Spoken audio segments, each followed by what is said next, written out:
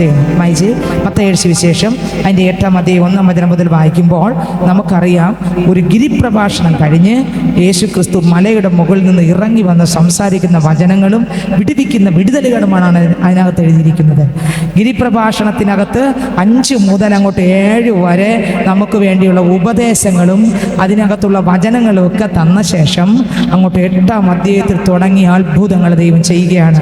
അപ്പോൾ 7-ാം അധ്യായം അവസാനം വരെ നമുക്ക് ഗിരിപ്രഭാഷണങ്ങളെല്ലാം ദൈവം തന്ന ഒരുപാട് കാര്യങ്ങൾ, ആഴമായ തിരുവചനങ്ങൾ നമ്മളോട് വ്യക്തമായി സംസാരിച്ച ശേഷം അതിലെ ഒരുപാട് എല്ലാം പ്രധാനപ്പെട്ടതാണെങ്കിൽ പോലും അതിനകത്ത് 26-27 വാക്യം വായിക്കുമ്പോൾ അത് എഴുതിയിരിക്കുന്നു, എൻ്റെ ഈ വചനങ്ങളെ കേട്ട് ചെയ്യാത്തവനൊക്കെയും. അപ്പോൾ ഈ 5-1 മുതലുള്ള വാക്യങ്ങൾ ചെയ്യുന്നവനാണ് അനുഗ്രഹിക്കപ്പെട്ടവൻ.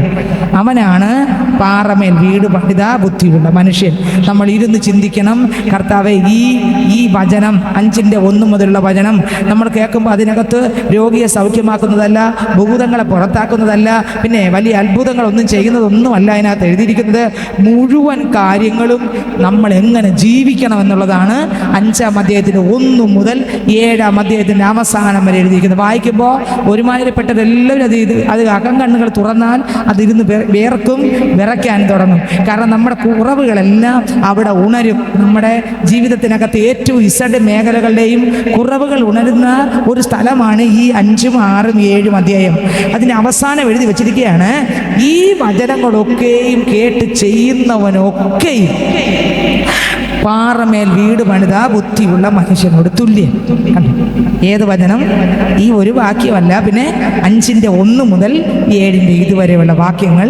അത് കേട്ട് അനുസരിക്കുന്നവരാണ് മണൽമേൽ വീട് പണിത ബുദ്ധിയില്ലാത്ത മനുഷ്യനായിട്ടല്ല, പിന്നെ പാറപ്പുറത്ത് വീട് പണിത ബുദ്ധിയുള്ള മനുഷ്യനായിട്ട് ദൈവം കൊടുത്തിരിക്കുന്നത്.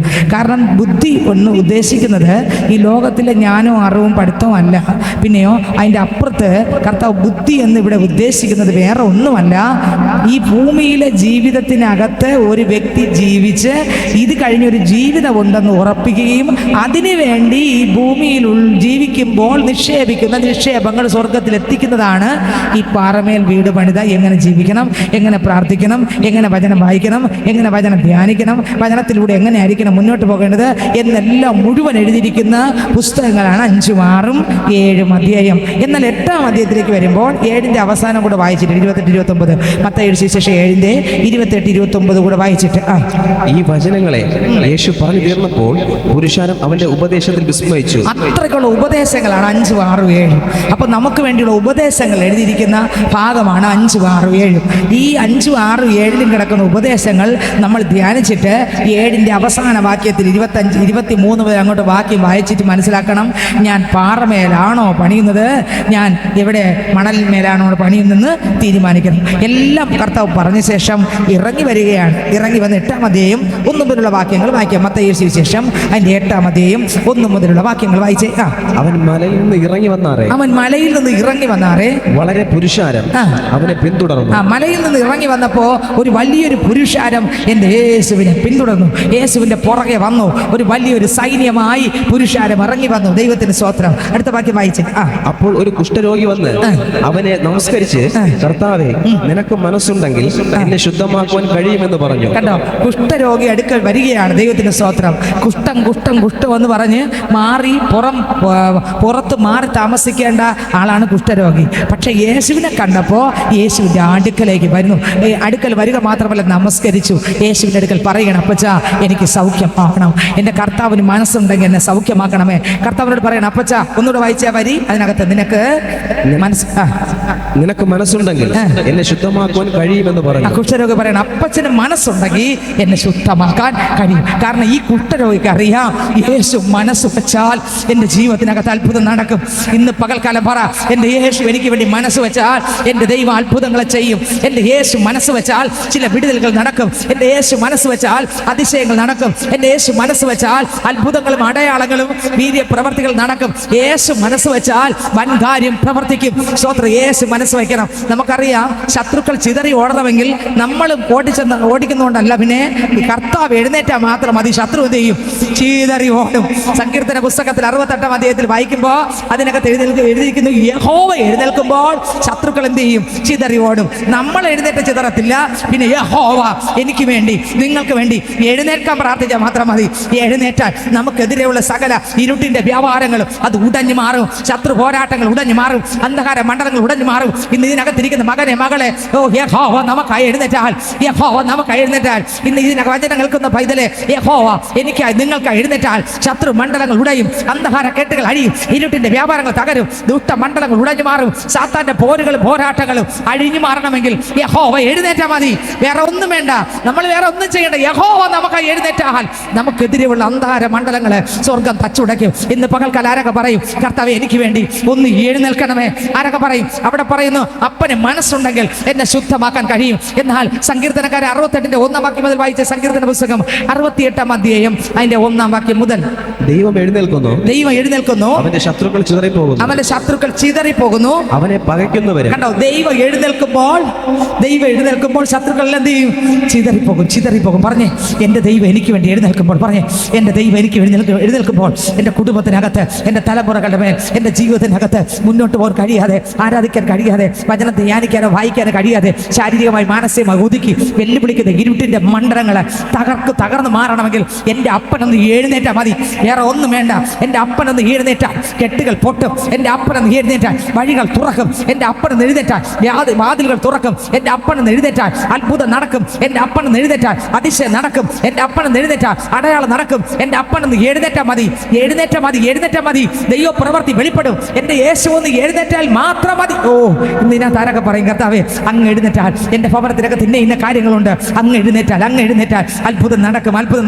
ഹല്ലേലൂയ. യേശു ഒന്ന് എഴുന്നേറ്റാൽ മതി. യേശു ഒന്ന് വന്നാൽ മതി. യേശു ഒന്ന് കൂടെ ഇരുന്നാൽ നമ്മുടെ കുടുംബത്തിനകത്ത് എന്ത് നടക്കും? അത്ഭുതം നടക്കും. ജീവിതത്തിനകത്ത് എന്ത് നടക്കും? അത്ഭുതം നടക്കും. കുടുംബ തലങ്ങൾക്കകത്ത് പ്രാർത്ഥിക്കുന്ന വിഷയത്തിനകത്ത് എന്ത് നടക്കും? അത്ഭുതം നടക്കും. കെട്ടി വെച്ചിട്ട് കെട്ടെന്ത് ചെയ്യും? പൊട്ടും. ഇരുട്ടുകൾ എന്ത് ചെയ്യും? നീങ്ങിപ്പോകും. അന്ധകാര മണ്ഡലങ്ങളെല്ലാം വഴിമാറിപ്പോകും. ഇന്ന് പകൽക്കാലം ആര് പറയും, കർത്താവ് എനിക്ക് വേണ്ടി എഴുന്നേൽക്കണമേ? പറഞ്ഞേ, എനിക്ക് വേണ്ടി ഒന്ന് എഴുന്നേൽക്കണമേ. എൻ്റെ കുടുംബത്തിന് വേണ്ടി ഒന്ന് എഴുന്നേൽക്കണമേ. എൻ്റെ ഇന്ന വിഷയത്തിന് വേണ്ടി ഒന്ന് എഴുന്നേൽക്കണമേ എന്ന് പ്രാർത്ഥിക്കുമ്പോൾ തന്നെ എൻ്റെ അപ്പച്ചൻ എഴുന്നേൽക്കും.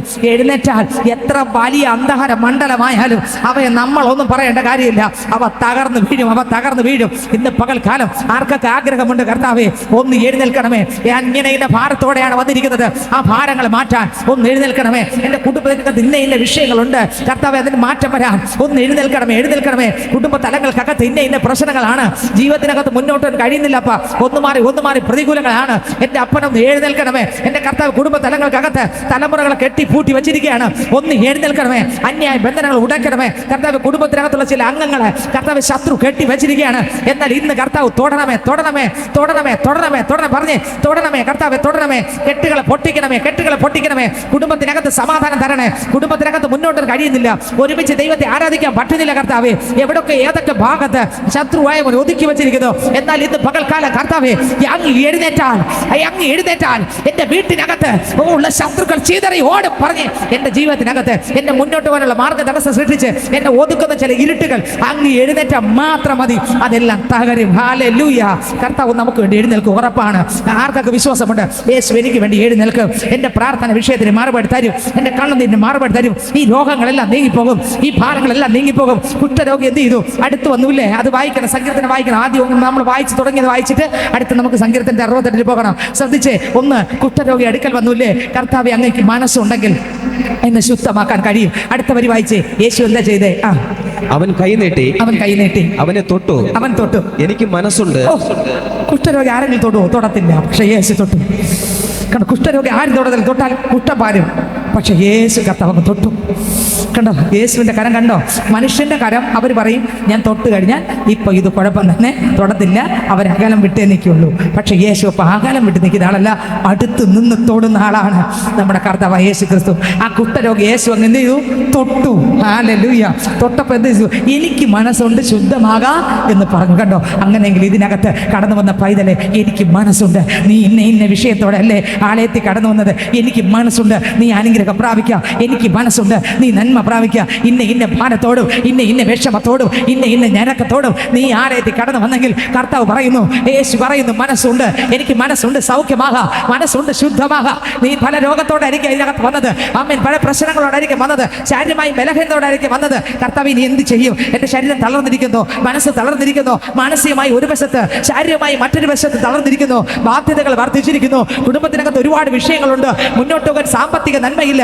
അപ്പാ, അങ്ങേക്ക് മനസ്സുണ്ടെങ്കിൽ എന്നെ ശുദ്ധമാക്കുവാൻ, എന്നെ വിടുവിക്കുവാൻ, എൻ്റെ ജീവിതത്തിനകത്ത് അത്ഭുതം ചെയ്യുവാൻ അങ്ങേക്ക് കഴിയും. എൻ്റെ കർത്താവിന് മനസ്സുണ്ടെങ്കിൽ എന്നെ വിടുവിക്കുവാൻ കഴിയും, എൻ്റെ രോഗത്തെ സൗഖ്യമാക്കാൻ കഴിയും. ഇന്ന് പകൽക്കാലം ആരൊക്കെ പറയും, കർത്താവേ അങ്ങേക്ക് മനസ്സുണ്ട്? പറഞ്ഞ് തുറന്ന് പറഞ്ഞ്, യേശുവേ അങ്ങേക്ക് മനസ്സുണ്ടെങ്കിൽ ഓ അങ്ങേക്ക് മനസ്സുണ്ടെങ്കിൽ എന്നെ വിടുവിക്കാൻ കഴിയും. എൻ്റെ പാവ ജീവിതത്തിൽ രക്ഷപ്പെടാൻ എനിക്ക് ആഗ്രഹമുണ്ട്. അങ്ങേക്ക് മനസ്സുണ്ടെങ്കിൽ, ഓ അങ്ങേക്ക് മനസ്സുണ്ടെങ്കിൽ എൻ്റെ മേൽ ആ രക്തം കൊണ്ട് കഴുകി എൻ്റെ ജീവിതത്തിനകത്തൊരു മാറ്റം തന്ന്, അങ്ങേക്ക് മനസ്സുണ്ടെങ്കിൽ എനിക്ക് പാർപ്പാൻ ഒരു ഭവനം വേണം. അങ്ങേക്ക് മനസ്സുണ്ടെങ്കിൽ എൻ്റെ പൈതൽ രോഗത്തോടിരിക്കുന്നു, സൗഖ്യമാക്കാൻ അങ്ങേക്ക് മനസ്സുണ്ടെങ്കിൽ എൻ്റെ പൈതൽ സൗഖ്യമാകും. യേശുവേ എൻ്റെ കുടുംബത്തിനകത്ത് കടബാധ്യതകളാണ്, വഴികൾ തുറക്കണമെങ്കിൽ അങ്ങേക്ക് മനസ്സുണ്ടെങ്കിൽ എൻ്റെ ജീവിതത്തിനകത്ത് ഇന്ന് വഴി തുറക്കാൻ എൻ്റെ ദൈവത്തിന് വർഷങ്ങൾ വേണ്ട, എൻ്റെ ദൈവത്തിന് കാലങ്ങൾ വേണ്ട, എൻ്റെ ദൈവത്തിന് ഒരു ദിവസം, ഓ ആമേൻ ആമേൻ, ഹല്ലേലൂയ ഹല്ലേലൂയ, സെക്കൻഡുകൾ പോലും എൻ്റെ യേശുവിന് വേണ്ട.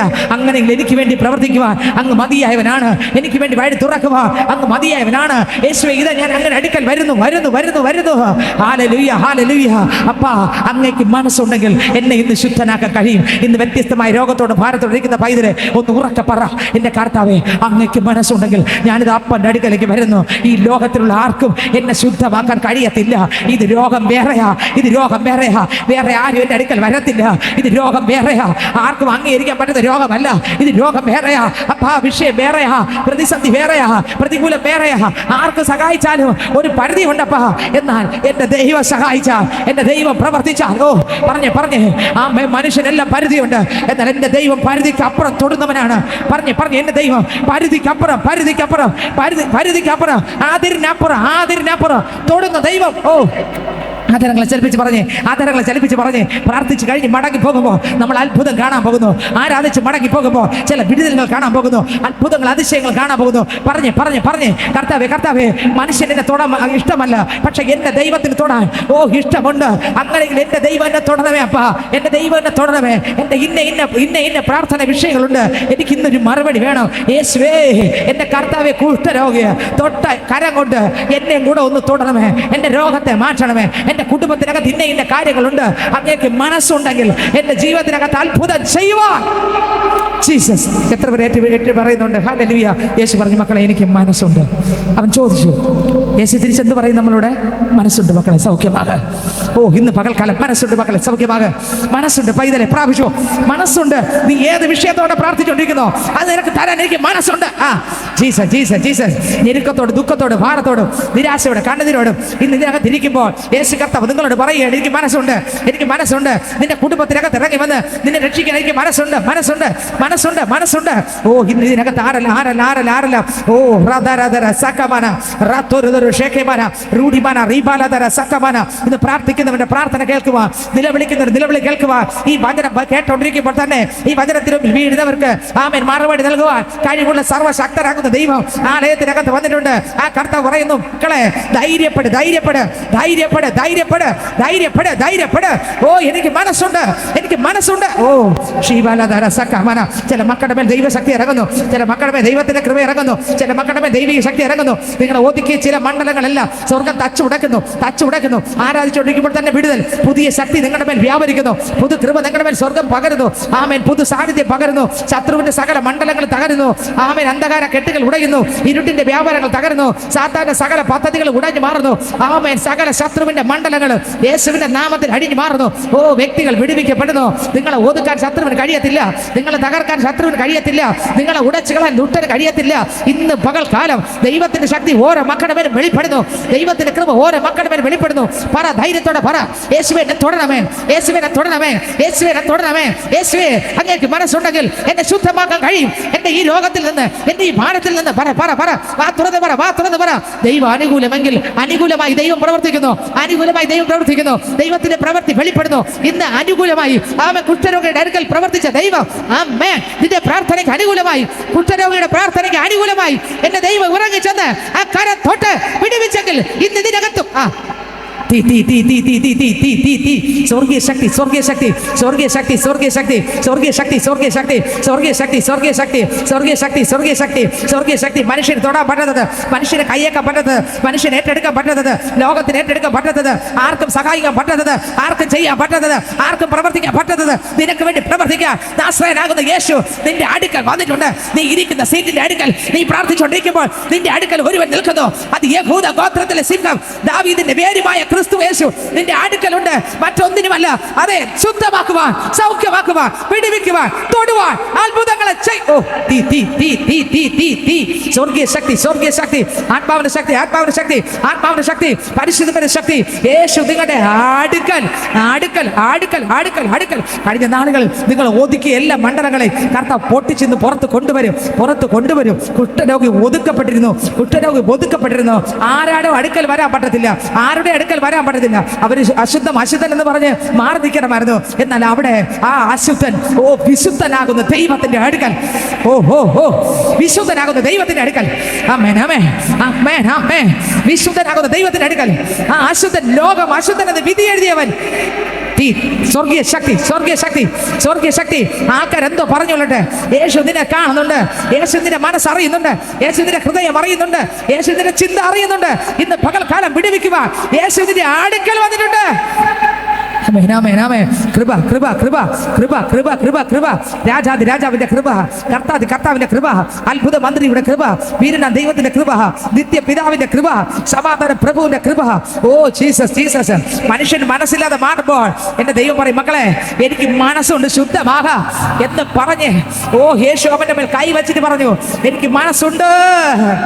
അമ്മേ, കൈ വെക്കേണ്ട കാര്യമില്ലായിരുന്നു. പക്ഷേ കുഷ്ഠരോഗിയെ കൈ വെച്ചാൽ എന്റെ അപ്പന് കുഷ്ഠം മറന്നില്ല. എന്റെ അപ്പനങ്ങ് തൊട്ടു. നിന്നെ ആരും തൊട്ടില്ലെങ്കിലും ഞാൻ നിന്നെ തൊടും മക്കളെ. Jesus Jesus Jesus. ആമേ ആമേ. ഭാരങ്ങൾ മാറട്ടെ, ബലഹീനത മാറട്ടെ, ദുഷ്ടന്റെ തന്ത്രം ഉടയട്ടെ, ഇരുട്ടിന്റെ വ്യാപാരങ്ങൾ തകരട്ടെ. ദൈവശക്തി ഇറങ്ങുന്നു, ദൈവശക്തി ഇറങ്ങുന്നു, ദൈവശക്തി ഇറങ്ങുന്നു. കോട്ടകൾ ഉടയുന്നു, കോട്ടകൾ ഉടയുന്നു, അന്യായ ബന്ധനങ്ങൾ അഴിയുന്നു, ദുഃഖങ്ങൾ ഓടിഞ്ഞു മാറുന്നു. യേശു തൊട്ടാൽ ജീസസ് ജീസസ് ജീസസ്. ആമേൻ ആമേൻ ആമേൻ ആമേൻ ആമേൻ ആമേൻ. യേശുപ്പച്ച പറയും, മക്കളെ യേശുവിന് മര്യാദയ്ക്ക് വർത്തമാനം മാത്രം പറഞ്ഞാൽ മതിയായിരുന്നു. പക്ഷെ യേശു അങ്ങനെയല്ല പറഞ്ഞത്. പിന്നെയോ ആദ്യം തൊട്ടു, പിന്നെ പറഞ്ഞു എനിക്ക് മനസ്സുണ്ട്. ആദ്യം തൊട്ടു, ആരും തൊടാത്തവന് യേശു ആദ്യം അങ്ങ് തൊട്ടു. ആരും തൊടാത്തവന് യേശു ആദ്യം അങ്ങ് തൊട്ടു. ആരും തൊടാത്തവന് യേശു ആദ്യം അങ്ങ് തൊട്ടു. തൊട്ടു. അങ്ങനെയെങ്കിൽ തൊടാത്ത വിഷയങ്ങളെ തൊടുന്ന ഒരു കർത്താവ്. ആമേൻ. തൊടാത്ത വിഷയങ്ങളെ തൊടുന്ന ഒരു കർത്താവ്, തൊടാത്ത വിഷയങ്ങളെ തൊടുന്ന ഒരു കർത്താവ്, എല്ലാവരും മാറ്റിവിട്ട കേസുകളെ കൈകാര്യം ചെയ്യുന്ന ദൈവം. Jesus Jesus Jesus. എല്ലാവരും മാറ്റിവിട്ട തൊടാതെ വിട്ട വിഷയങ്ങളെ കൈവച്ച് എനിക്ക് മനസ്സുണ്ട്. ആമേൻ ആമേൻ. യേശു പറഞ്ഞു, മക്കളെ എനിക്ക് മനസ്സുണ്ട്, ശുദ്ധമാഹാ എന്ന് പറഞ്ഞു. അടുത്ത വരി വായിച്ചേ. നീ ശുദ്ധമാക എന്ന് പറഞ്ഞു. അടുത്ത വരി. ഉടനെ കുഷ്ഠം മാറി. ഉടനെ കുഷ്ഠം എന്ത് ചെയ്തു? മാറി. ഹല്ലേലൂയ. പറഞ്ഞു ഉടനെ എന്ത് ചെയ്തു? ഒന്ന്, കൈവച്ചു. രണ്ട്, പറഞ്ഞു. കൈവച്ചാൽ മാത്രം മതി, പറയണ്ടായിരുന്നു. പക്ഷേ കർത്താവ് കൈ വെക്കുകയും ചെയ്തു. പിന്നെ പറഞ്ഞാൽ മാത്രം മതി, അത് കൈ വെക്കേണ്ടായിരുന്നു. പക്ഷെ കൈ വെക്കുകയും ചെയ്തു. മക്കളെ, നിന്നെ ആരും കൈ വച്ചില്ലെങ്കിലും എൻ്റെ കൈ നിന്റെ മേൽ വെക്കും. അമ്മേ, നിന്റെ വീട്ടുകാരും നിന്റെ നാട്ടുകാരും കുഷ്ഠമെന്ന് പറഞ്ഞ് നിന്നെ പുറം ലോകം തള്ളിപ്പോഴും ഞാൻ നിന്നെ തള്ളുകയില്ല, ഞാൻ നിന്നെ ഉപേക്ഷിക്കയില്ല. നീ എൻ്റെ അടുത്ത് വന്നാൽ ഞാൻ നിന്റെ മേൽ എൻ്റെ കൈ വയ്ക്കും. എൻ്റെ കൈ വെച്ച് നിന്നെ വിടുവിക്കും, വിടുവിക്കും. എനിക്ക് മനസ്സുണ്ട്, എനിക്ക് മനസ്സുണ്ട്. ഇന്ന് മനസ്സുള്ള കർത്താവ് ഈ ഹോളിനകത്ത് വന്നിട്ടുണ്ട്. മനസ്സോടെ തൊടാ, മനസ്സോടെ തൊടാ, മനസ്സോടെ തൊടാ. യേശു തൊട്ടു, അപ്പോൾ തന്നെ വിടുതൽ. ഇന്ന് അപ്പോൾ തന്നെ വിടുതൽ തരുവാൻ യേശു കർത്താവ് വന്നിട്ടുണ്ട്. നീറുന്ന വിഷയത്തോടായിരിക്കും അതിനകത്ത് ഇരിക്കുന്നത്. പേടിക്കണ്ട, വിടുതൽ തരുന്ന കർത്താവ് ഇതിനകത്ത് വന്നിട്ടുണ്ട്.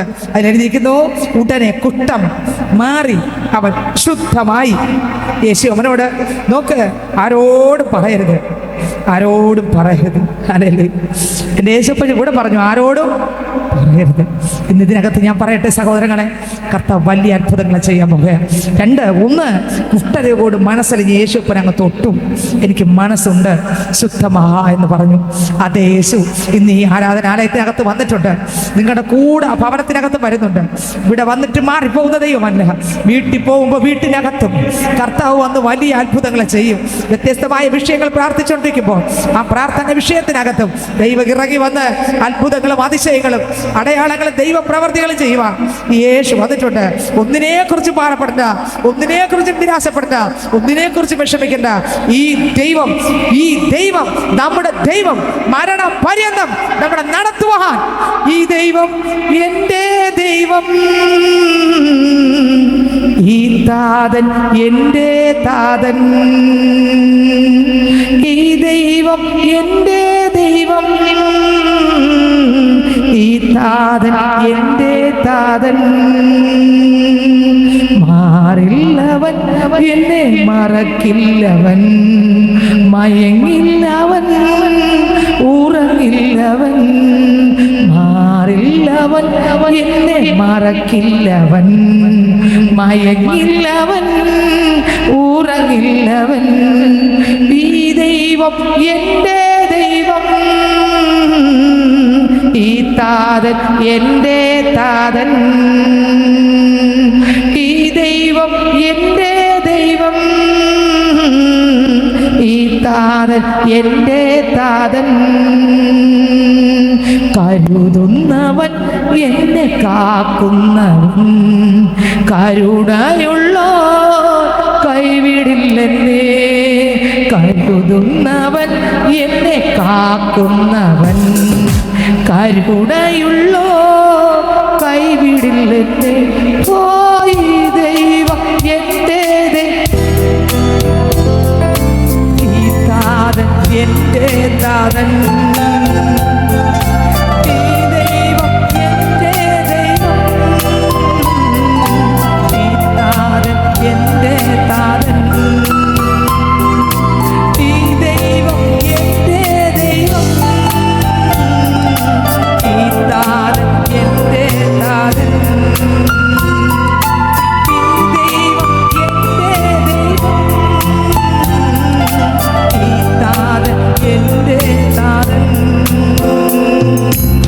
പോറ്റുന്നവൻ എന്നെ പുലർത്തുന്നവൻ, പാലിക്കുന്നോ പരമോന്നതൻ.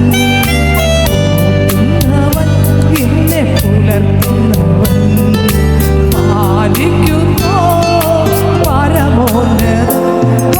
ഈ ദൈവം എൻ്റെ ദൈവം,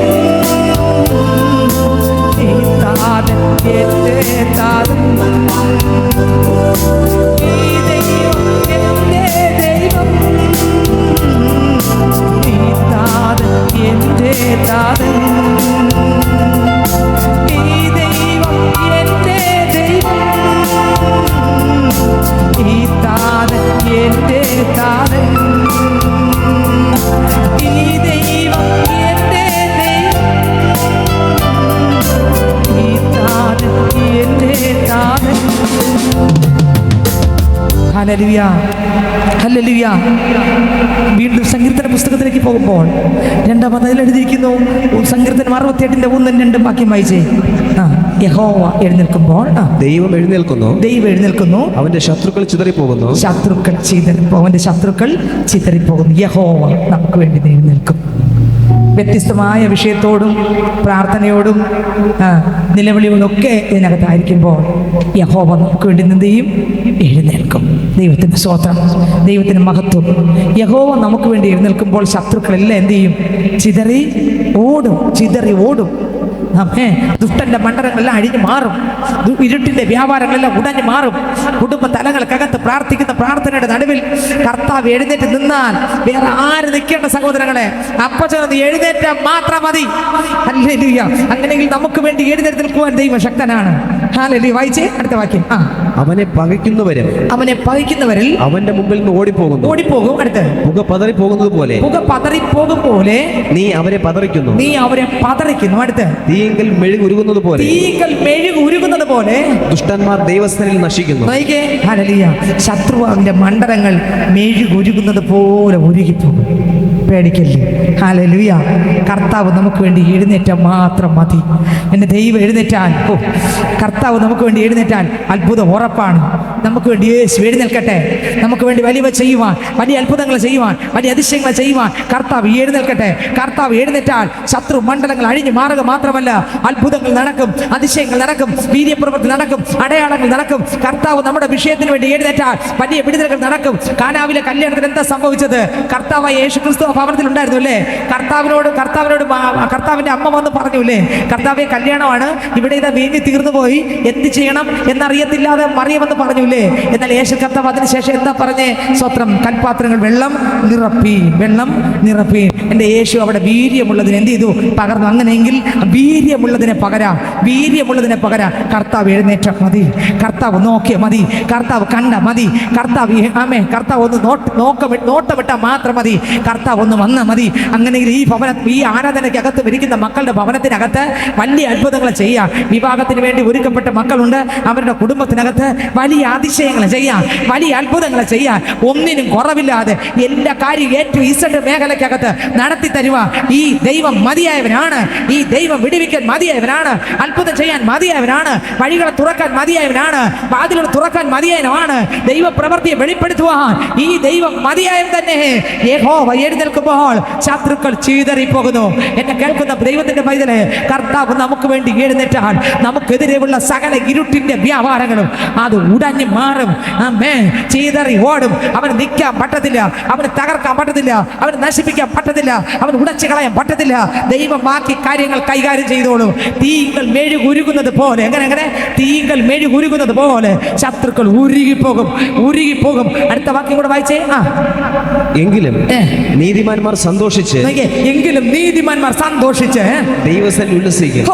കണ്ടോ, നീതിമാന്മാർ സന്തോഷിച്ച് ദൈവത്തിന്റെ സന്നിധിയിൽ ഉല്ലസിക്കും. അങ്ങനെങ്കിൽ വേറെ ഒന്നും ചിന്തിക്കേണ്ട. കർത്താവ് നമുക്ക് വേണ്ടി എഴുന്നേറ്റ ശത്രുക്കളെല്ലാം എന്ത് ചെയ്യും? ചീതറി ഓടും. കർത്താവിന്റെ സന്നിധിയിൽ നീതിമാന്മാർ ഉല്ലസിച്ച് ആനന്ദിക്കും. നമുക്ക് ദൈവം ഉല്ലസിച്ച് ആനന്ദിക്കാൻ ഒരു ഭാഗ്യം തന്നിരിക്കുമ്പോൾ സന്തോഷത്തോടെ ഉല്ലസിച്ച് ക്രിസ്തുവിന്റെ മഹത്വമായി ക്രിസ്തുവിന്റെ കൃപയിൽ ജ്വലിച്ച് ഉല്ലസിച്ച് ആനന്ദിച്ചോളണം. ഒന്നിനെ കുറിച്ച് പേടിക്കേണ്ട, ഒന്നിനെ കുറിച്ച് ഭയപ്പെടേണ്ട. അതത് സമയത്ത് ദൈവം തരുവാൻ, ദൈവം ചെയ്യേണ്ട കാര്യങ്ങളെല്ലാം ചെയ്യുവാൻ ദൈവം വിശ്വസ്തനാണ്, ദൈവം മതിയായവനാണ്, ദൈവം അത്ഭുതം ചെയ്യുവാൻ മതിയായവനാണ്, ദൈവം അതിശയം ചെയ്യുവാൻ മതിയായവനാണ്, ദൈവം അടയാളം ചെയ്യാൻ മതിയായവനാണ്. ദൈവം പ്രവർത്തിച്ചാൽ ആർക്കും തടുക്കാൻ കഴിയത്തില്ല. ദൈവം കരം നീട്ടിയാൽ ആർക്കും മടക്കുവാൻ കഴിയത്തില്ല. ദൈവം എഴുന്നേറ്റാൽ ഒരു ശത്രുവിനും പിടിച്ചിരുത്താൻ കഴിയത്തില്ല. കർത്താവ് നമുക്ക് വേണ്ടി പ്രവർത്തിച്ചാൽ മന്ത്രിയായിരുന്ന ആർക്കും എന്റെ ദൈവത്തെ തടഞ്ഞു വയ്ക്കാൻ പറ്റത്തില്ല. ദൈവം ചെയ്യണം, ദൈവം നമുക്ക് വേണ്ടി ചെയ്യും. ഇന്ന് പകൽക്കാലം വിശ്വാസത്തോടെ ആത്മാവിന്റെ ബലത്തോടെ പറ, എനിക്ക് വേണ്ടി പ്രവർത്തിക്കുവാൻ എൻ്റെ ദൈവമുണ്ട്. ആരെല്ലാം കൈവിട്ടാലും എൻ്റെ ദൈവം എന്നെ കൈവിടുകയില്ല. അതത് സമയങ്ങളിൽ നടക്കേണ്ടതെല്ലാം ഏറ്റവും ഭംഗിയായി നടക്കുക മാത്രമല്ല, എല്ലാ ആവശ്യങ്ങളും അറിയുന്ന ദൈവം എൻ്റെ കൂടെയുണ്ട് എന്ന് ഈ ശബ്ദം കേൾക്കുന്ന പൈതലെ, നീ വ്യത്യസ്തമായ ആവശ്യങ്ങളോടായിരിക്കാം ഈ ശബ്ദം കേൾക്കുന്നത്. എന്നാൽ നിന്റെ വ്യത്യസ്തമായ ആവശ്യങ്ങൾ നിലവിലും നിനക്ക് വേണ്ടി ഇറങ്ങി വന്ന് പ്രവർത്തിക്കുവാൻ കഴിവുള്ള ഒരു കർത്താവിനെയാണ് നമ്മൾ ആരാധിക്കുന്നത്. ഹല്ലേലൂയ. ഉപദേശിച്ച് ആ മലയിൽ നിന്ന് ഉപദേശിക്കുക മാത്രമല്ല, ഉപദേശം കഴിഞ്ഞ് ഇറങ്ങി വന്ന് അത്ഭുതങ്ങളെ ചെയ്ത ദൈവം. എന്റെ ദൈവത്തിന്റെ കയ്യിൽ ഉപദേശം മാത്രമല്ല ഉള്ളത്, ഉപദേശത്തിനോടൊപ്പം അത്ഭുതങ്ങളുണ്ട്, അതിശയങ്ങളുണ്ട്, അടയാളങ്ങളുണ്ട്, നീതി പ്രവർത്തികളുണ്ട്. ദൈവത്തിന്റെ അത്ഭുതങ്ങളും അതിശയങ്ങളും മാത്രമല്ല, നമ്മെ രക്ഷിക്കുന്ന നിത്യജീവനുമുണ്ട്, പാപത്തെ പോക്കുന്ന രക്തവുമുണ്ട്. എല്ലാം മുഴുവനും നിറഞ്ഞിരിക്കുന്ന കരങ്ങളുണ്ടെങ്കിൽ യേശുവിന്റെ കരങ്ങളെ ഉള്ളൂ. ആ കർത്താവിനോടാണ് നമ്മൾ യാചിക്കേണ്ടത്. നോക്കി, ഗിരിപ്രഭാഷണം കഴിഞ്ഞ് ഇറങ്ങി വന്ന് ആദ്യം കുഷ്ഠരോഗി കാണുകയാണ്. കുഷ്ഠരോഗി സൗഖ്യം പ്രാപിക്കുന്നു. വീണ്ടും അടുത്ത വാക്യത്തിലേക്ക് പോകുമ്പോൾ 5-ാം വാക്യം മുതൽ അങ്ങോട്ട് വായിക്കുമ്പോൾ വായിച്ചേ. അവൻ കബർന്നഹൂമിൽ എത്തിയപ്പോൾ അവിടെ നിന്ന് പോയി അവിടെ ഇപ്പൊ എവിടെ എത്തി യേശു? കബർന്നഹൂമിലെത്തി. അടുത്ത വരി. ഒരു ശതാധിപൻ വന്ന്. അപ്പൊ ഒരുപാട് പുരുഷാരെ കൂടെ കാണും. ഒരുപക്ഷെ തൊട്ട് മുകളിൽ എഴുതിയിരിക്കുന്ന കർത്താവ് ഇറങ്ങിയപ്പോൾ ഒരുപാട് പേര് കൂടെ പോയി. അടുത്ത വരി. ശതാധിപൻ അവൻ കബർന്നഹൂമിൽ എത്തിയപ്പോൾ ഒരു ശതാധിപൻ വന്ന് അവനോട്, കർത്താവേ, എന്റെ ബാല്യക്കാരൻ പക്ഷപാതം പിടിച്ച് കഠിനമായി വേദനപ്പെട്ട് വീട്ടിൽ കിടക്കുന്നു എന്ന് അപേക്ഷിച്ച് പറഞ്ഞു. വീട്ടിൽ കിടക്കുന്നു എന്ന് അപേക്ഷിച്ച് പറഞ്ഞു. അടുത്ത് അവൻ അവനോട് വന്ന് ഞാൻ വന്ന് അവനെ സൗഖ്യമാക്കുമെന്ന് പറഞ്ഞു. ഞാൻ വന്ന് അവനെ സൗഖ്യമാക്കുമെന്ന് പറഞ്ഞു. ഒന്നുകൂടെ വായിച്ചേ ആ രണ്ട് വാക്യം. കർത്താവേ, എന്റെ ബാല്യക്കാരൻ പക്ഷപാതം പിടിച്ച് കഠിനമായി വേദനപ്പെട്ട് വീട്ടിൽ കിടക്കുന്നു എന്ന് അപേക്ഷിച്ച് പറഞ്ഞു. അവൻ അവനോട് യേശു അവനോട് ഞാൻ വന്ന്. ഈ വിഷയം പറഞ്ഞ ഉടനെ യേശുവിനെ വിളിച്ചു പോലുമില്ല. നോക്കിയേ, യേശുവിനെ വിളിച്ചോ? കർത്താവേ, എൻ്റെ വീട്ടിലൊന്ന് വരുമെന്ന് വിളിച്ചോ? ഇല്ല, വരാൻ വിളിച്ചില്ല. യേശുവിനോട് വിഷയം പറഞ്ഞില്ല. അപ്പോൾ എന്താ യേശു പറഞ്ഞു? യേശു പറഞ്ഞു, ഞാൻ നിന്റെ വീട്ടിൽ വരാം. നോക്കിയേ, അപ്പൊ യേശപ്പൻ ആരെന്ന് നോക്കിയേ, കണ്ടോ? സ്തോത്രം. കരുണ നിറഞ്ഞ കണ്ണുള്ളോനവൻ, തൻ ജനത്തിൻ കരച്ചിൽ കരളലിഞ്ഞു കേൾക്കും കാതുള്ളോൻ. ഹല്ലേലൂയ. അപ്പോ കരുണയുള്ള എൻ്റെ അപ്പച്ചൻ ആ മനുഷ്യനോട് പറഞ്ഞു, ഞാൻ വരാം. അടുത്ത വാക്യം വായിച്ചേ. ഞാൻ വന്ന് അവനെ സൗഖ്യമാക്കുമെന്ന് പറഞ്ഞു. ഞാൻ വന്ന് വരിക മാത്രമല്ല, പിന്നെ എന്ത് ചെയ്യാം? അവനെ സൗഖ്യം കൂടെ. യേശു പോവാതെ തന്നെ സൗഖ്യമാക്കാൻ പറ്റും. പക്ഷെ എന്നിട്ട് യേശു എന്ത് പറഞ്ഞു? ഞാൻ വരാം. യേശു പോകേണ്ട കാര്യം ഇല്ല, പക്ഷെ യേശു പറഞ്ഞു ഞാൻ വരാം. ഇന്ന് കർത്താവ് നമ്മുടെ കൂടെ, നമ്മുടെ വീട്ടിൽ, നമ്മുടെ എല്ലായിടത്തും വരാൻ കർത്താവ് ഒരുക്കമാണ്. വിളിക്കാത്തടത്ത് പോലും കർത്താവ് വരാൻ തോന്നിയുണ്ടോ? വിളിച്ചില്ല. അപ്പൊ അതിനെയുള്ള രോഗസൗഖ്യത്തിനാ പറഞ്ഞത്. അടുത്ത വരി വായിച്ചേ. അതിന് ശതാധിപൻ കർത്താവേ, നീ എന്റെ പുരയ്ക്കകത്ത് വരുവാൻ. കണ്ടോ, അങ്ങ് വരാമെന്നൊക്കെ പറഞ്ഞു. പക്ഷെ അങ്ങേക്ക് വരാൻ യോഗ്യതയുള്ള വീടല്ല എൻ്റെ വീട്. ദൈവത്തിന് സ്തോത്രം. പാപം നിറഞ്ഞ വീടാണപ്പാ. ശരിയല്ല കർത്താവ്. കാരണം എന്താ? ശതാധിപനും യേശുവിൻ്റെ അടുക്കൽ വന്നപ്പോൾ ഈ യേശുവിന് കയറാൻ പറ്റുന്ന വീടല്ല ആ വീടെന്ന് അയാൾക്ക് വെളിപ്പെട്ടു. യേശുവിനെ ഒരാൾ കണ്ടു കഴിഞ്ഞാൽ അവൻ വെളിപ്പെട്ടിരിക്കും യേശു ആരെന്ന്. ദൈവത്തിന്റെ സ്തോത്രം. അടുത്ത വാക്യം വായിച്ചേ. എന്റെ പുരയ്ക്കകത്ത് വരുവാൻ ഞാൻ യോഗ്യനല്ല. ഞാൻ യോഗ്യനല്ല. ഒരു വാക്ക് മാത്രം കൽപ്പിച്ചാൽ എന്റെ ബാല്യക്കാരന് സൗഖ്യം വരും. കണ്ടോ, പുരയ്ക്കകത്ത് വരാൻ യോഗ്യതയില്ല. ഒരു വാക്ക് മാത്രം കൽപ്പിച്ചാൽ എന്റെ ബാല്യക്കാരന് സൗഖ്യം വരും. അടുത്ത് ഞാനും അധികാരത്തിൽ കീഴുള്ള മനുഷ്യനാകുന്നു. പക്ഷെ ശതാധിപന് ഒരു അധികാരമുണ്ട്. ഈ അധികാരമല്ല ആരുടെ അധികാരം? ദൈവത്തിന്റെ അധികാരം. ഈ ലോകത്തിന്റെ ഏത് നേതാവിനും അധികാരമുണ്ട്. പക്ഷെ അവരുടെ അധികാരത്തിനൊരു പരിധിയുണ്ട്. എന്നാൽ പരിധിക്കപ്പുറം സകലത്തിന്റെ മേലും അധികാരമുള്ള ഒരാളെ ഉള്ളൂ, അത് യേശു ക്രിസ്തു. ഈ ലോകത്തിലുള്ള മനുഷ്യന് ചില അധികാരങ്ങൾ കൊടുത്തിട്ടുണ്ട്. നമുക്ക് നോക്കുമ്പോൾ നമ്മുടെ കുടുംബത്തിലെ പിതാവിനൊരു അധികാരമുണ്ട് ഇല്ലേ? മാതാവിനൊരു അധികാരമുണ്ട്. മാതാവിനും പിതാവിനും മക്കളുടെ മേലൊരു അധികാരമുണ്ട് ഇല്ലേ? ഭവനത്തിന്റെ മേൽ പിതാവിന് എല്ലാ കാര്യത്തിനും അധികാരമുണ്ട്. മാതാവിനേക്കാൾ അധികം പിതാവിനാണ് അധികാരം. അപ്പോൾ മക്കൾക്കും അതിൻ്റെതായ അധികാരങ്ങളുണ്ട്. എങ്കിൽ പോലും പിതാവിനൊരു അധികാരമുണ്ട്. ദേശത്ത് നോക്കുമ്പോൾ കൗൺസിലറിനൊരു അധികാരമുണ്ട്. ആ ദേശത്തിലെ അവരുടെ വാർഡിനകത്തുള്ള ജനത്തിൻ്റെ മേലൊരു അധികാരം അവർക്കുണ്ട് ഇല്ലേ? ഉണ്ട്. മുനിസിപ്പാലിറ്റിക്ക് നോക്കുമ്പോൾ അവരുടെ ജനത്തിൻ്റെ മേലൊരു അധികാരം അവർക്ക് ഉണ്ട്. നമ്മുടെ ഇവിടുത്തെ ഇലക്ട്രിസിറ്റിക്കാർക്ക് നോക്കുമ്പോൾ അവരുടെ പരിധിക്കുള്ള കുടുംബത്തിനകത്ത് അവർക്ക് അധികാരം. കറണ്ട് ബില്ല് അടച്ചില്ലെങ്കിൽ കട്ടി, അവരുടെ അധികാരം അതാണ്. ഓരോന്നിനും ഓരോരുത്തർക്കും ഓരോ അധികാരം. അവർക്ക് കറണ്ട് ബില്ല് മാത്രമേ കട്ട് ചെയ്യാനുള്ള കഴിവുള്ളൂ. കറണ്ട് മാത്രമേ കട്ട് ചെയ്യാനുള്ള അധികാരമുള്ളൂ. പക്ഷേ മൊബൈൽ കട്ട് ചെയ്യാനുള്ള അധികാരം അവർക്ക് അതിൻ്റെ ആൾക്കാരുണ്ട്. കണ്ടോ, മനസ്സിലായോ? ഓരോന്നിൻ്റെയും അധികാരം പലർക്കും കൊടുത്തിട്ടുണ്ട്. പക്ഷേ എല്ലാത്തിൻ്റെ അധികാരമുള്ള ആൾ ഒരാളെ ഉള്ളൂ. അതാരാ? യേശു ക്രിസ്തു. എല്ലാ അധികാരമുള്ള ഒരുവനാണ് നമ്മൾ ആരാധിക്കുന്ന എൻ്റെ യേശു ക്രിസ്തു. എല്ലാത്തിൻ്റെയും അധികാരമുള്ള യേശുവാണ് നമ്മൾ ആരാധിക്കുന്ന കർത്താവ്. ഹല്ലേലൂയ. ആ കർത്താവ് ഇന്നലെയും ഇന്നും എന്നേക്കും മതിയായവനാണ്. അതുകൊണ്ട് പാട്ടുകാരൻ പാടി, ആരിലും ആരാധ്യൻ നീ, രാജാതി രാജാവും നീ, ആരിലും ആരാധ്യൻ നീ, രാജാതി പാടി പുകഴ്ത്തിടും ഞാൻ എല്ലാ നാളും നിൻ സ്തുതികൾ.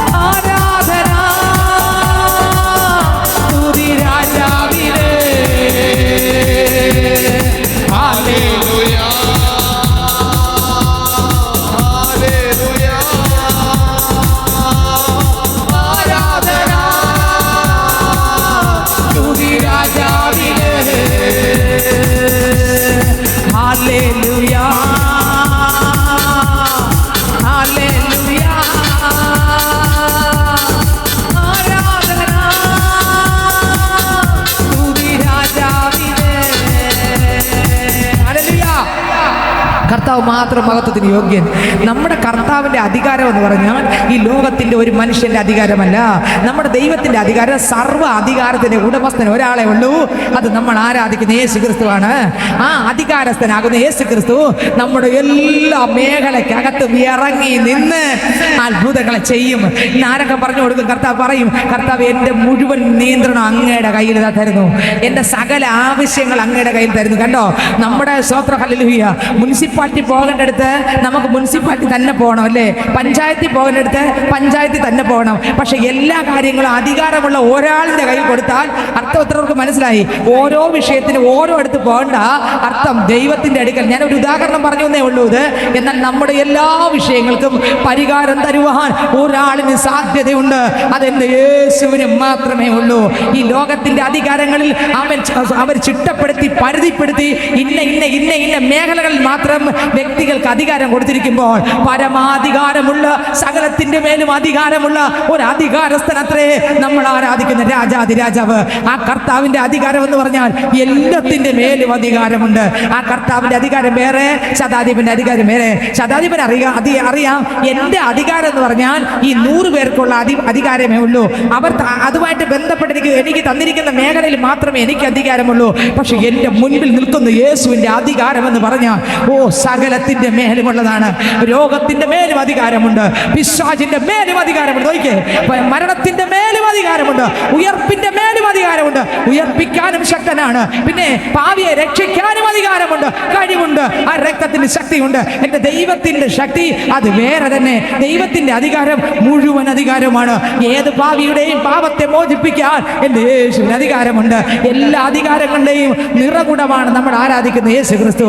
ശതാധിപൻ നല്ലവണ്ണം അറിയാം എൻ്റെ അധികാരമല്ല എൻ്റെ യേശുവിൻ്റെ അധികാരം. ഇന്ന് ഇതിനകത്തിരിക്കുന്ന പൈതലെ നമ്മൾ പറയും നമ്മുടെ അധികാരങ്ങൾ പരിധിയില്ല, കുറച്ചേ ഉള്ളൂ. പക്ഷെ എൻ്റെ പരിധിക്കകത്താണ് നമ്മുടെ അധികാരങ്ങൾ എന്ന് പറയും. എന്നാൽ ദൈവത്തിന്റെ അധികാരം പരിധിയില്ല, ഒന്നിനും പരിധിയില്ല. ഈ ശതാധിപൻ അത് വെളിപ്പെട്ടു. ശതാധിപൻ പറയുക, വായിച്ചേ, ശതാധിപൻ പറയുന്നത് വായിച്ചേ. ഞാനും അധികാരത്തിന് കീഴിലുള്ള മനുഷ്യനാകുന്നു, എന്റെ കീഴിൽ പടയാളികളുണ്ട്. ഞാൻ ഒരുവനോട് പോക എന്ന് പറഞ്ഞാൽ പോകുന്നു, മറ്റൊരുത്തനോട് വരിക എന്ന് പറഞ്ഞാൽ വരുന്നു. എന്റെ ദാസനോട് ഇത് ചെയ്യുക എന്ന് പറഞ്ഞാൽ അവൻ ചെയ്യുന്നു എന്ന് ഉത്തരം പറഞ്ഞു. കണ്ടോ, ഹല്ലേലൂയ. അപ്പോ എന്റെ പുരയ്ക്കകത്ത് വരാൻ ഞാൻ പോരാത്തവനാണ് അപ്പാ. പക്ഷെ ഒരു വാക്ക് മാത്രം മതി. ദൈവത്തിന് സ്തോത്രം. വായിച്ചെടുത്ത വരി. അത് കേട്ടിട്ട് യേശു അതിശയിച്ചു. പിൻചെല്ലുന്നവരോട് പറഞ്ഞത് ഇസ്രായേലിൽ കൂടെ ഇത്ര വലിയ വിശ്വാസം കണ്ടിട്ടില്ല എന്ന് ഞാൻ സത്യമായിട്ട് നിങ്ങളോട് പറയുന്നു. കിഴക്ക് നിന്നും പടിഞ്ഞാറ് നിന്നും അനേകർ വന്ന് അബ്രഹാമിനോടും ഇസഹാക്കിനോടും യാക്കോബിനോടും കൂടെ സ്വർഗരാജ്യത്തിൽ പന്തിക്കിരിക്കും. രാജ്യത്തിന്റെ പുത്രന്മാരെയോ ഏറ്റവും പുറത്തുള്ള ഇരുളിലേക്ക് തള്ളിക്കളയും.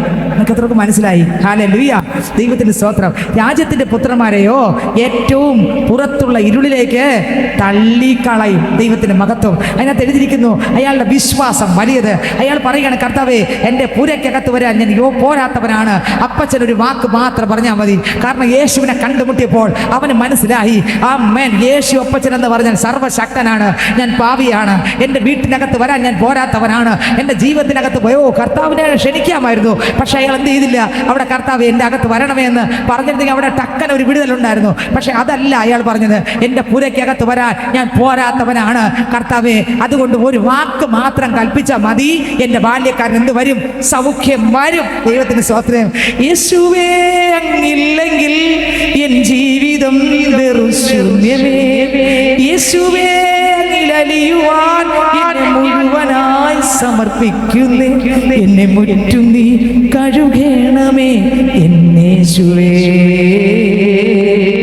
നിന്നോടു ചേർന്നു ജീവിപ്പാൻ ഇടയാക്കണേ. എന്നെ മുറ്റും നീ കഴുകണമേ എന്നേശുവേ. നിന്നോടു ചേർന്നു ജീവിപ്പാൻ ഇടയാക്കണേ. ഈ മനുഷ്യൻ അങ്ങനെ പാടേണ്ടായിരുന്നു. അതെ, കവേ, എനിക്ക് സൗഖ്യം വേണം, എൻ്റെ അപ്പൻ എനിക്ക് ജീവിക്കണം. കണ്ടോ? ദൈവത്തിന് സ്തോത്രം. എങ്കിലും തൊട്ട് താഴെ പറയുന്നു, ഒരുപക്ഷെ ഈ മനുഷ്യന്റെ വിശ്വാസത്താൽ ഒരുപക്ഷെ തൊട്ടപ്പുറത്ത് വായി പറയുന്നത് കണ്ടോ, അനേകർ പന്തിക്ക് വന്നിരിക്കും, രാജ്യത്തിന്റെ പുത്രന്മാരെയോ ഏറ്റവും പുറത്തുള്ള ഇരുളിലേക്ക് തള്ളിയിടും. ഒരുപക്ഷെ എൻ്റെ അപ്പനെ കണ്ടു കഴിഞ്ഞപ്പോൾ ഇയാൾക്ക് മാനസാന്തരം വന്നു കാണും. ഹല്ലേലൂയ. സൗഖ്യം മാത്രമല്ല, അവിടെ മാനസാന്തരം വന്നു കാണും. അയാൾക്ക് വെളിപ്പെട്ടു അയാളുടെ അധികാരങ്ങളെല്ലാം കുറച്ചേ ഉള്ളൂ. പക്ഷേ സ്തോത്രം, ദൈവത്തിന്റെ അധികാരം, സർവ്വത്തിന്റെ മേലുമുള്ള അധികാരം ദൈവത്തിനുണ്ടെന്ന് മനസ്സിലാക്കിയിട്ട് എൻ്റെ ദൈവത്തിന്റെ അധികാരത്തിന്റെ മുമ്പിൽ ഈ മനുഷ്യൻ മുട്ടുമടക്കി. ഇന്ന് പകൽക്കാല സ്നേഹിതരെ, ദൈവത്തിന് മുമ്പിൽ മുട്ടുമടക്കുമ്പോൾ ദൈവം വലിയ അത്ഭുതങ്ങളെ ചെയ്യും. ശതാധിപന്റെ ബാല്യക്കാരന് സൗഖ്യം കൊടുത്ത ദൈവം ഇന്ന് നമ്മുടെ ആലയത്തിനകത്തും നമ്മുടെ പ്രാർത്ഥനയ്ക്കകത്തും വന്നിട്ടുണ്ട്. നമ്മുടെ ആവശ്യങ്ങൾ അറിയുന്നുണ്ട്. കർത്താവിനോട് പ്രാർത്ഥിക്കുമ്പോൾ ദൈവം നമുക്ക് വേണ്ടി പ്രവർത്തിക്കും. ദൈവം നമുക്ക് വേണ്ടി മറുപടി തരും. ദൈവം നമുക്ക് വേണ്ടി ഇടപെടും. ദൈവം നമുക്ക് വേണ്ടി ഇറങ്ങി വന്ന് അതിശയങ്ങൾ അത്ഭുതങ്ങളും പ്രവർത്തിക്കുവാൻ ഈ ദൈവം മതിയായവനാണ്. ഇന്നലെ ഇന്നും എന്നേക്കും മാറാത്ത വിശ്വസ്തനായ, വാക്ക് മാറാത്ത കർത്താവ്, വാഗ്ദത്തങ്ങൾ വിശ്വസ്തൻ. അതേ കർത്താവ് ഇന്ന് ഈ ആലയത്തിനകത്ത് ഇറങ്ങി വന്നിട്ടുണ്ട്. ഒന്നിനെ കുറിച്ച് ഭാരപ്പെടേണ്ട. ഏത് വിഷയങ്ങളോടെ കർത്താവിന്റെ അടുത്ത് വന്നാലും കർത്താവ് മറുപടി തരും. അടുത്ത വാക്യം വായിക്കുമ്പോൾ ഇരിക്കുന്നത് വായിച്ചേ. അവിടെ കരച്ചിലും പല്ലുകടിയും ഉണ്ടാകും എന്ന് ഞാൻ നിങ്ങളോട് പറയുന്നു. പിന്നെ യേശു ശതാധിപനോട്, പോക, നീ വിശ്വസിച്ചതുപോലെ. നീ വിശ്വസിച്ചല്ലോ, ഈ അധികാരത്തെ നീ വിശ്വസിച്ചു, സൗഖ്യമാക്കാൻ പറ്റുമെന്ന് നീ വിശ്വസിച്ചു. ഞാൻ നിന്റെ വീട്ടിൽ വരാന്ന് പറഞ്ഞു, നീ പറഞ്ഞു വേണ്ടാന്ന്. നീ കണ്ടോ, വീട്ടിൽ വരാന്ന് പറഞ്ഞു, വേണ്ടെന്ന് പറഞ്ഞു. ലൂക്കോസ് 24 രണ്ടുപേര് പോകുമ്പോൾ, കർത്താവേ ഞങ്ങളോടുകൂടെ പാർക്കണമേ. കണ്ടോ, രണ്ടുപേരും കൂടെ പോയപ്പോൾ യേശുപ്പൻ മാറിപ്പോകുന്ന പാപം കാണിച്ചപ്പോൾ അവർ രണ്ടുപേരും കൂടെ പറഞ്ഞു, കർത്താവേ ഞങ്ങളുടെ വീട്ടിൽ പാർക്കണമേ, പാർക്കണമേ, പാർക്കണമേ. ഇരുട്ടായല്ലോ അപ്പ, പാർക്കണമേ, പാർക്കണമേ. യേശു കയറി പാർത്തില്ല, കയറി എന്ത് ചെയ്തു? അപ്പം എടുത്ത് നുറുക്കി കൊടുത്ത് ഇവരുടെ കണ്ണുകൾ തുറന്നു. യേശുവിനെ പിന്നെ കാണാൻ അത് തന്നെ യേശു കയറി. യേശു കയറിയാൽ വിടുതൽ ഉറപ്പാണ്. കണ്ണ് തുറന്നു. അതുവരെ കാണാത്തത് അവർ കാണാൻ തുടങ്ങി. അമ്മേൻ, എൻ്റെ അപ്പം കണ്ണ് തുറന്ന ലുദിയ ദൈവ ഭക്തിയായിരുന്നു മകളെന്ന് അവിടെ എഴുതിയിട്ടുണ്ട്.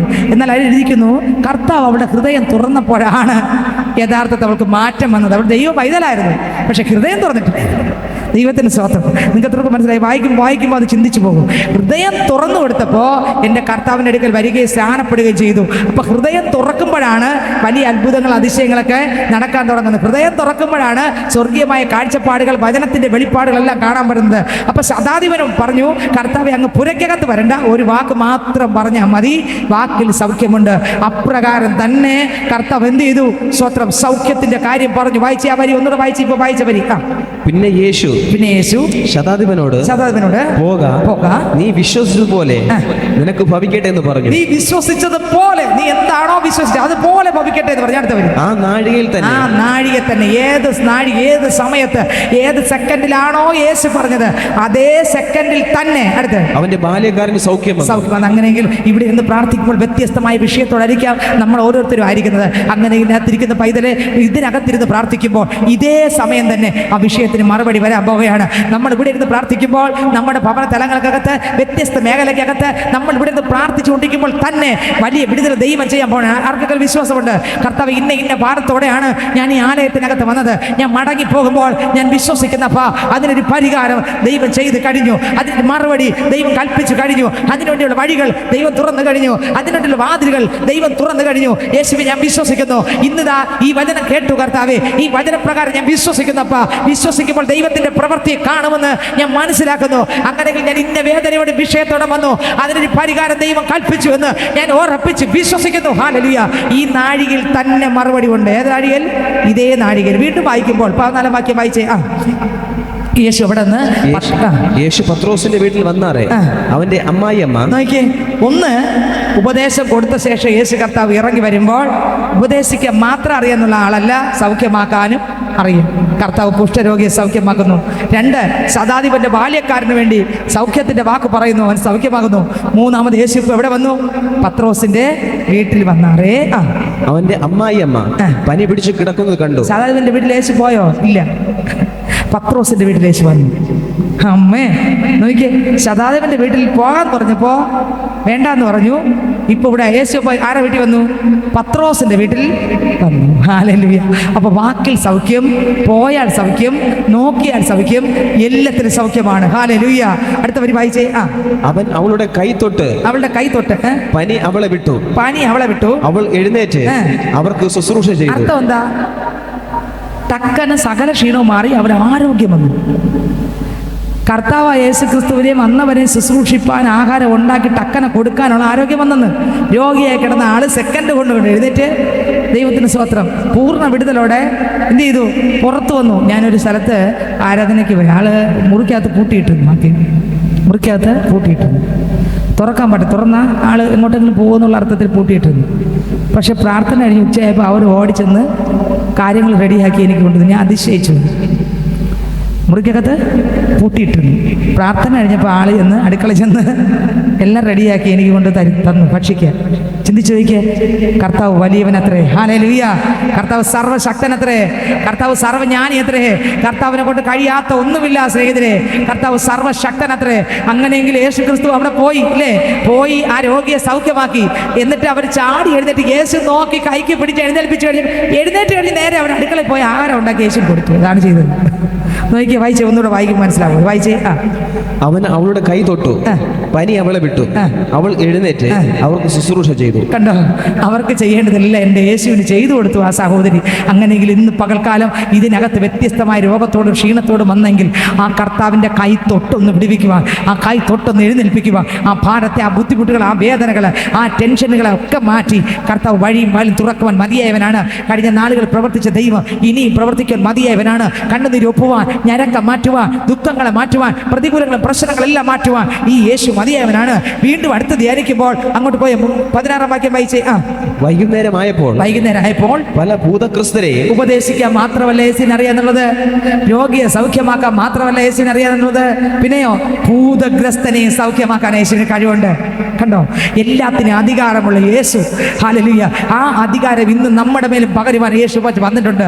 ഇതിനകത്ത് ആർക്കെല്ലാം ആഗ്രഹമുണ്ട്, കർത്താവേ എനിക്കും എൻ്റെ മേലും ആ ശക്തിയെ പകരണമേ, എൻ്റെ മേലും ആ കൃപയെ പകരണമപ്പാ, എൻ്റെ മേലും അഭിഷേകത്തെ പകരണമേ. എനിക്കും പ്രാർത്ഥിക്കുമ്പോൾ ദൈവത്തിൻ്റെ പ്രവൃത്തിയെ കാണണമപ്പാ, ദൈവത്തിൻ്റെ അത്ഭുതങ്ങൾ കാണണം. എൻ്റെ പ്രിയപ്പെട്ടവർ, ബന്ധുക്കൾ, ദേശത്തിലുള്ളവർ, പ്രിയപ്പെട്ടവരോട് ഞാൻ പ്രാർത്ഥിക്കുമ്പോൾ ദൈവത്തിൻ്റെ പ്രവൃത്തി വെളിപ്പെടുത്തുന്നത് കാണുവാൻ പരിശുദ്ധാത്മാവ് എൻ്റെ മേലൊരു ശക്തിയെ പകരണമേ അപ്പാ.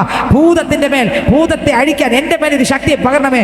ഇരുട്ടിൻ്റെ മണ്ഡലങ്ങളെ തച്ചുടയ്ക്കാൻ എൻ്റെ മേലൊരു ശക്തിയെ തരണമേ. ഇന്ന് പകൽക്കാലം പറഞ്ഞ കർത്താവ്, എനിക്ക് ഒരു ശക്തി ആവശ്യം, എനിക്ക് ഒരു കൃപ ആവശ്യം, എനിക്ക് ഒരു അഭിഷേകം ആവശ്യം, എനിക്ക് ഒരു ദൈവശക്തി ആവശ്യം. ഓ ചതഞ്ഞെന്നിരിക്കാനല്ല, ജീവനോടെ ഇരുന്ന് അപ്പന്റെ ബലത്തോടെ പുറത്തു വരുവാൻ എനിക്ക് ഒരു ശക്തി ആവശ്യം അപ്പാ.